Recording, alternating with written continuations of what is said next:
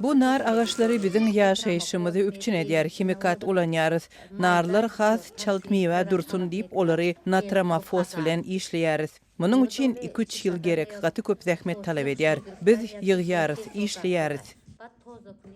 Täjikistanyň Hatlon welaýatynyň Dusti etrafynda 50 ýaşly etnik türkmen Ogulcuma Hudaýkulowa we onuň masgaly agdalary nar melleklerinde gize gündi zähmet çekýärler. Olaryň 4 hektar mellek ýeri bar. Üstesine de şu mewsüm soňky 2 ýylyň dowamyndaky iň bol hasyl ýetişdi. Ogulcuma nar hasylyny dekabryň ahyryna çelini ammarlarda saklaýandyklaryny we soňra haçanda yerli bazarlarda Owganystandan we Özbekistandan getirilen narlar gutarandan soň olary satyp çykarýandyklaryny aýdýar. Dusti etrafynda etnik türkmenleriň aglaba bolup ýaşaýan beýleki bir tebitinde, ýagny Gardy Gulmorod owasynda hem ýaşaýjylaryň köpüsi nar ýetişdirmek bilen meşgullanýar. Etnik türkmen Oynabat Holowanyň sözlerine görä, bol hasyl olary begendirýär. Ýöne sol bir wagtda gaty agyr zähmeti hem talap edýär.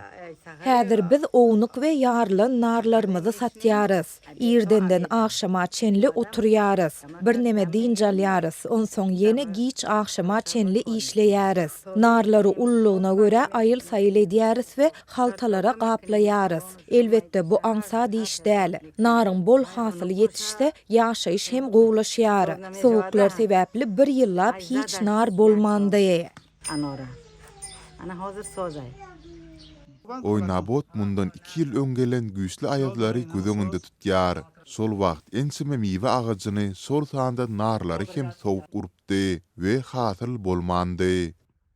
Öň gazanç gözleginde daşary ýurtlara köp gatnan Rajap Elmurov bolsa, Russiýadaky durmuş kynasyndan soň watanyna dolanyp gelendigini we eýýäm 3 ýyldan bäri nar ýetişdirýändigini we bu kararyna ökünmeýändigini aýdýar. Bizim şu ýerde 1 hektar ýerimiz bar. 2 ýyl öň sowuk bolupdy. Ýöne häzir ýagdaý gaty gowy. Şu ýyl 5-6 tonna goly nar almakçy. Olary ammarda gaplaýar. Kutular agrama gowy çydamly. Nary dekabr, ýanwar aýlarynda satýar. Häzirki wagtda yerli bazarlarda 1 kilogram naryň bahasy 5-7 samony. Gyş gelende naryň bahasy ýokurlanýar.